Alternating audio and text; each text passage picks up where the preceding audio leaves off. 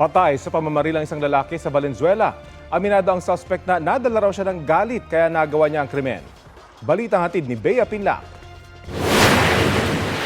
Nakatambay sa may sakayan ng tricycle sa Barangay Marulas, Valenzuela ang lalaking yan na may hawak na bisikleta. May kausap siyang isa pang lalaki. Maya-maya, dumating ang isang lalaking nakasando na itim at may bit-bit na baril. Malapitan niyang binaril ang 50 anyos na biktima na agad bumulagta sa kalsada. Nagsitakbuhan naman ang mga tao sa lugar. Dinala sa ospital ang biktima, pero namatay rin kalaunan. Nadamay rin sa pamamaril ang 62 anyos na babaeng tinamaan ng bala sa kaliwang binti. Dinala siya sa ospital. Yung bala ay tumama po at bumanda sa isang gate at meron pa pong isang tinamaan na babae sa kanyang kaliwang hita. Papunta lamang sa tindahan at meron lamang siyang bibili nang siya ay tamaan ng bala.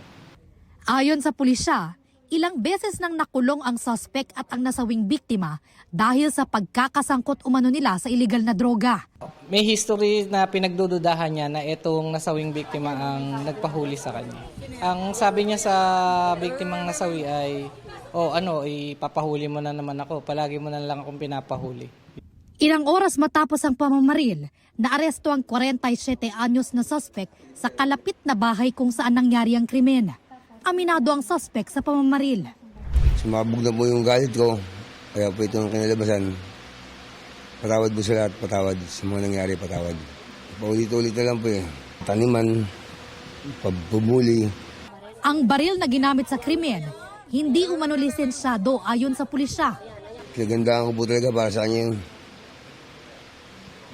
Sa kanya pa rin nga ang bugaling yun Reklamong murder, attempted homicide at illegal possession of firearms ang isinampa laban sa suspect na nakapiit sa Valenzuela City Police Station. Bea Pinlac, nagbabalita para sa GMA Integrated News.